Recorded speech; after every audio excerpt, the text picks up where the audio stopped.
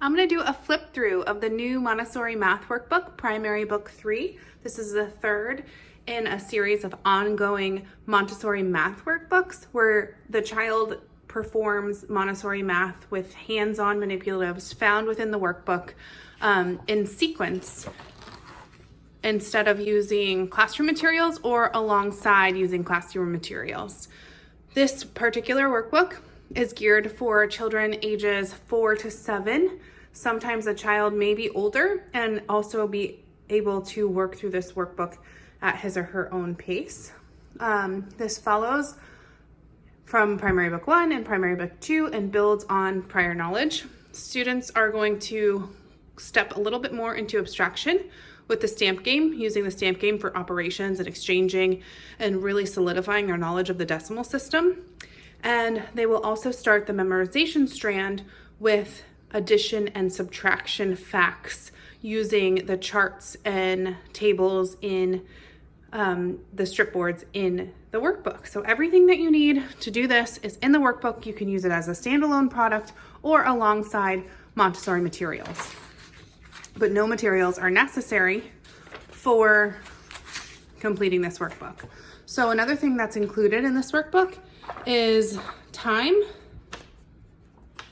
So the children are introduced systematically through time, telling time, and also to the calendar. So they will be making monthly calendar pages and then utilizing what they learn in the looping review exercises, which are in the back.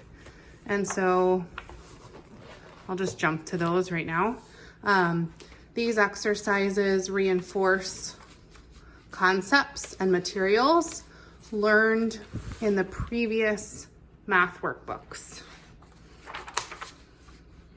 so that knowledge and understanding can be reinforced, reintroduced for mastery, and so children can practice and not lose skills. There are some exercises in here that the child can do only after being introduced to them in the workbook, but these are meant to be either done at the end or done as a looping review, meaning 1 day a week, 2 days a week. I have some suggested schedules in here, and students can practice their knowledge of the calendar and their knowledge of time as they work through these exercises in particular.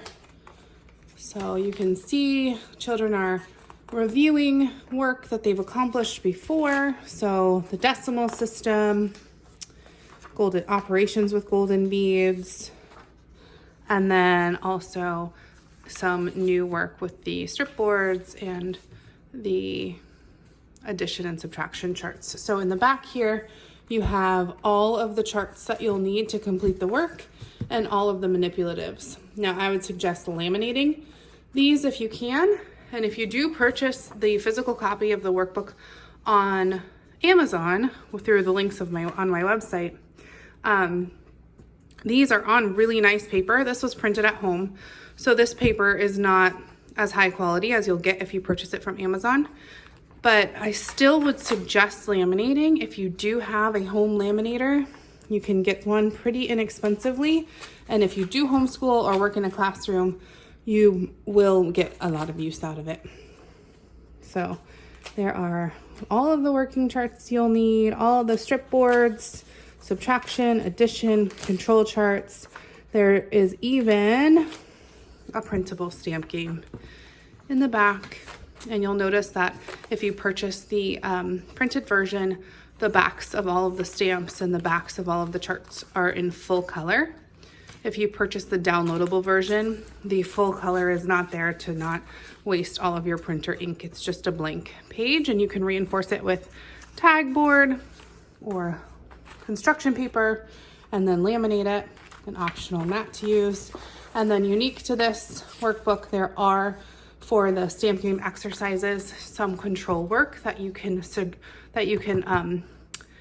point your child to check his or her own work, which is an awesome addition to this workbook for children are becoming more and more independent. So let's start back from the beginning and we'll flip through. So first we have some objectives, a letter for you, a little bit more about the layout of the workbook, especially if you're new to this style of doing math, and didn't get to do the first and second workbook. You may be able to jump right into this with a little bit of review. So anyway, there's some information about that. There are some suggested schedules you can work through front to back, or you can spend a couple days on new material, a couple days on the clockwork and calendar work, and then jump into the clockwork and calendar work. Once those units are completed, you can then jump into adding a looping review exercise a couple times a week for some lighter math. And there you can spread this over a full school year of 180 days, doing math not every single day of the week, but 4 days a week or 3 days a week. And you also have the option of following your child's pace, going slower or going faster, especially for an older child that may want to move faster. Then we have our table of contents, and you can use this as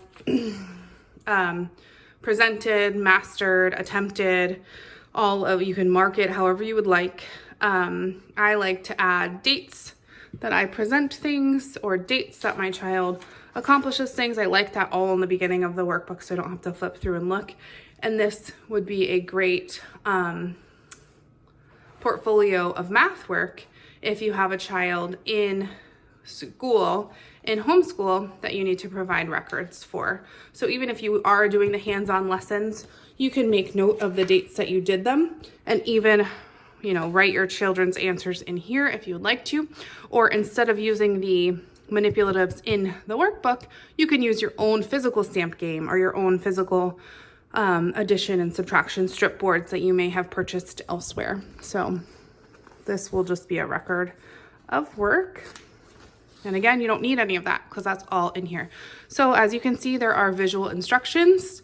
I try to make it as clear as possible, so anyone who is not familiar with Montessori math can pick up this workbook and teach a child. And a child that's not familiar with Montessori math does not have to be, because the directions are all in here and as clear as I could possibly make them. So here we start off with the addition strip board, and we do the different tables. So the child will use the physical strip board, cut out and laminated and on the table from the workbook. Fill in answers, there's directions up here, and then color in the strips, circle the answers, and then I know this is far away, but also check to make sure the sums match, and also get to use the control chart. So most exercises, if not all of them in here, have the ability to use a control. So these are the addition tables, and anything can be removed from the workbook. So you can cut these out, make shelf work of them, use them however you like for your home or your classroom. So then we just progress further, and this is a cut and paste activity where the child will cut and paste the red strips, addition strips, number strips, and to make 10 to stop here at the red line, and then use, for the first time in this sequence, your child may have already been doing this at home or in the classroom, but using this special grid paper to record the equations. So very new. So handwriting will be practiced, and it is more important in this workbook than it was in the other ones. So here we have just more work with the memorization strand. So more work with the addition strip board. We have deleting duplicates and activities to do. You will use this this addition control chart. There's another one in the back, but your child will use this one to actually cross out with a pencil or a marker or a pen equations that are duplicates, and then compare it to the second addition control chart. Now we have adding 0, and your child will discover that identity law on its own. Your child will discover it on his or her own. And then here we are doing doubles of equations using these strips. And you can see how the workbook was created to print back to back if you're printing it at home. So two-sided. And all of the parts that you have to cut out won't mess anything up on the previous page. So then we also have something new, another new thing in this workbook are the addition strip board, or sorry, story problems in general. So here you have story problems for every type of addition, subtraction, stamp game. So there are questions, and then you can read them with your child if your child's not reading, and help the child set up the work, use the addition strip board to solve, write the answer, and it just helps connect the math to real life. Next, we have another way of doing the same types of problems. So in Montessori, instead of memorizing math facts, the child is introduced to many ways of finding answers using different charts and physical manipulatives. So this is another way of performing addition. So you see you have 3 plus 7 equals 10. So we're doing 3 plus 7. So you put your finger on the 3 and your finger on the 7. And where do they meet? They meet at 10. So then your child will write it down on the grid paper back here. And these are all meant to be cut out and put in a little basket. I have some suggestions on maybe if your child is only able to do a few equations, maybe just cut out 3, maybe just cut out 1 column for today and invite your child to do that. And then writing the answers are here. So I know it's back to back here so they can't see the strip board or the working chart. That's not the one they would actually use. They would be working with the one in the appendix, which is larger and hopefully laminated if you did that ahead of time. And the directions are all there. So now we have the working chart 3, deleting duplicates. So again, we've deleted duplicates on another chart. Now we're going to delete duplicates on this chart. And the child realizes that there aren't so many equations to memorize for the addition facts 1 through 18. And this is where that work is completed. And the control is on the back here. Now, we have another working chart, which deletes the duplicates, creates a new chart, and your child gets to practice equations again. And we have a new way of writing equations. So if your child pulls a strip and knows 4 plus 3 is 7, knows it, checks it on the addition control chart, realizes that she was right, she can write it in the I know it column. If she's still practicing, if, like, let's say she pulls 8 plus 4 and doesn't know it by heart and needs to use the chart to find the answer, then she can write it in the I'm still practicing. And therefore, she makes her own list of what she has memorized or what she has not. So that's something that gives the child more independence as she works through this workbook, as she's maturing and getting to the stage of more and more independence naturally. So now we have another working chart. Another way to use it, I can show you real quick. So this one's showing 8 plus 3. So 8 and 3. So one finger on the 8. On the other hand, put a finger on the 3. Slide all the way to the end. And then you're going to walk your fingers up. So we're going to meet in the middle. Oh, there's no number in between my 2 fingers. So I'm going to slide down, and the answer is 11. 8 plus 3 is 11. So if I were going to do 8 plus 4, let's do it again. Go put 8 and 4, and we're going to go up, and we're going to meet. And the place that we meet is actually on a number, which is 12. So I don't have to slide down to the bottom left diagonal. I actually ended up on a number. So if you don't end up on a number, if you end up in a blank space, you slide down to the left 1 and you get your answer, and you circle it, and your child again uses a basket of equations and the I know it and I'm practicing, but in this case your child will write those phrases up at the top on her own. And then we move on to the subtraction strip board. So very similar, except we have these long strips that are set over the top so we can cover the numbers that are not being used. And these are all visual directions again. And the subtraction tables look a little bit different. And these are actually meant to be cut out You can also leave them in the workbook. Nobody's making you cut them out if you don't like a bunch of manipulatives or you're not using this as shelf work. Your child can do them all and then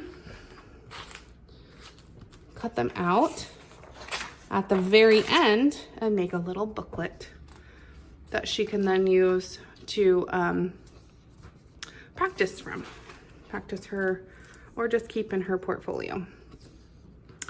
Basket of equations. Practice writing the answers on some grid paper. And then now we have unit analysis, where your child's gonna actually use some colored pencils or crayons or markers to help fill in those equations on the strip board all the way down next to each equation.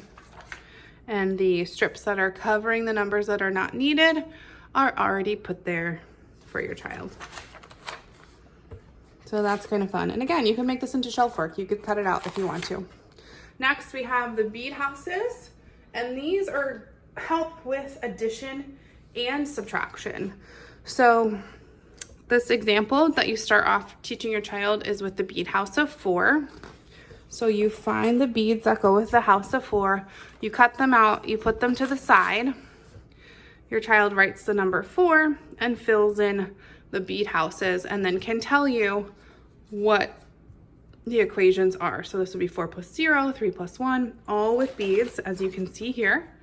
And then what's really neat about these is that it comes with a booklet that you can create, or your child can create, by cutting out all of the little grid paper pages and write. So she would write the equations here and then fill it out on the bead paper. And let me show you what that looks like once it's cut out, because it's pretty neat. Okay, here it is. And so the cover page, and then all of the equation pages. And then here's one filled out. So it has the proper number of spaces, perfect number of spaces for all of the bead houses.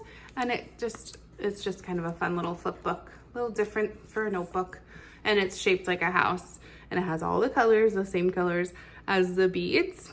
And if you were making shelf work or you wanted to cut these out, I have them backed. If you are using the printed version on Amazon, you'll have all of the colors on the backs. So you can laminate this and make this reusable work, or your child can glue them in and then also make some sort of notebook like this when she is completely done, or glue it onto construction paper, or you or she can come up with a fun project that's unique to your child. And I say she, but I also mean he. Any child who uses this. I say she, I have 4 daughters, so she is pretty accurate in my household. Okay, so they all come with, and then here are your bead notebook pages, and again, it's gonna look like that at the end. And there are all directions in there if that part's a little confusing. So now we have the stamp game. So I encourage you, if you can, to purchase a wooden stamp game. So I have one here. They're about $25 with free shipping on Amazon. So you can see, this is upside down, but as far as durability and ease of use, a physical stamp game is great to have. There are some links in the workbook. I have it linked in my Amazon shop, but that doesn't matter. Go and buy a stamp game if you can.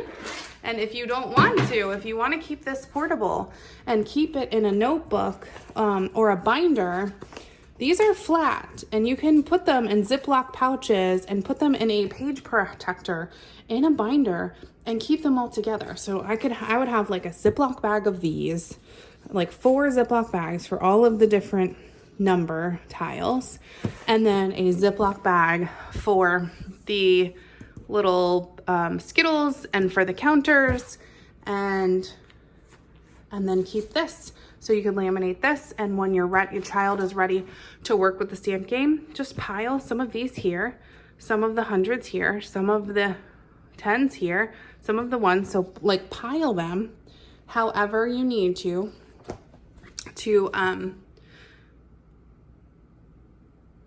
be able to use it. A lot of families travel a lot, and traveling with Montessori is not very easy.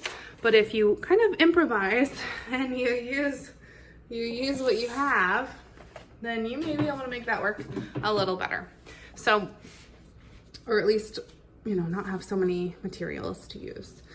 So now we have Stamp Game, like I said, so we introduce how to form numbers, we review the relationship to the golden beads, and we talk about the Skittles and the counters. And then there are visual step-by-step instructions for each operation that you'll be doing. And then 12 problems.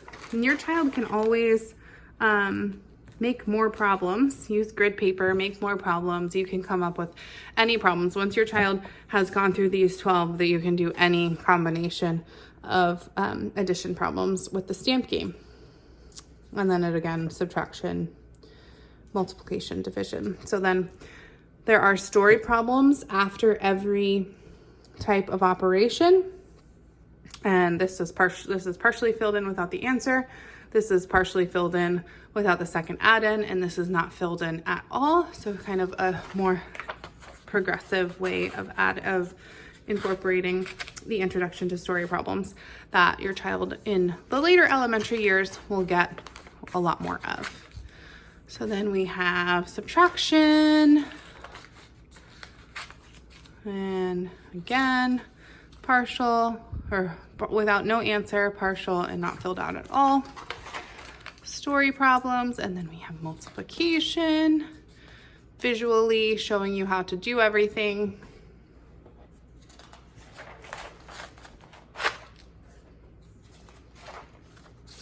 Some extensions in the multiplication section, multiplication with 2-digit multipliers, division, again, very visual instructions, and you will teach your child how to go through the first 2 problems in every section.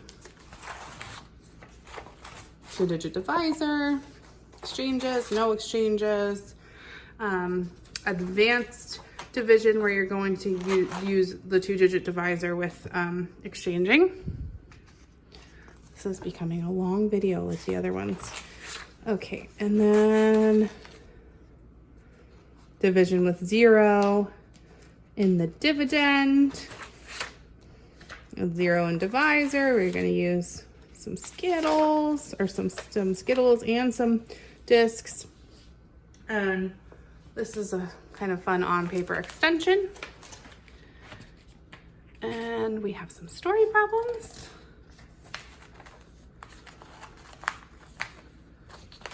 And fractions. So this is the unit that I said in the beginning. You can tackle this workbook in different ways. And I suggest one way, which is doing some new problems and then jumping to units 10 and 11 before you get into the looping review. So we introduce the whole, the halves, and the quarters in preparation for telling time. So we also do skip counting by 5s. We build a clock. This I would definitely laminate and follow those instructions, because you can use it over and over again as you're working through the problems for each section. So we have telling time to the hour. Now this doesn't follow like the traditional, like in 2nd grade, you should be able to tell time to the quarter hour, and kindergarten to the hour. So this goes all the way through, telling time to the half hour, telling time to the quarter hour, telling time to the minute, and you'll be using this manipulative clock for all of these exercises. And then this is next, we have the calendar, and you'll sing songs, you'll build your own year calendar, you'll build your own student calendars. So here's your control calendars. You'll learn days of the week, number of days in a month, all with songs and memory devices, how to write today's date, ideas for follow-up, and using the calendar daily, or using the calendar and the clock in the looping review. Making a perpetual calendar if you decide to use these materials to do so. That's also an option. And then here are your monthly calendar pages that go along inside the curriculum, and your child will fill out monthly and then daily when you do math, catching up when needed. And we're back to the looping review exercises. And here are your control charts, your working charts, your stamp game, some stamp game paper if you choose to use it, your solutions, and then there is a letter, and it's not printed in the back here, but at the end of each workbook, there's a letter like to fill in, to write to your child, expressing specific praise that you are proud of your child for. So it could be anything from you worked diligently, to you really rocked the stamp game, to you love how your child mastered telling time this year. So that's primary book 3. If you have any questions, let me know, and you can find that in my Shopify store, so montessoriforhomeschoolers.com, or you can find it on Amazon. And the easiest way to do that would be to go to montessoriforhomeschoolers.com and then shop, and then you can find primary book 3, and there will be a physical primary book 3 with all the description there, and you can click on buy on Amazon, and that will get you to the printed workbook. Have a blessed day. Thanks for hanging out.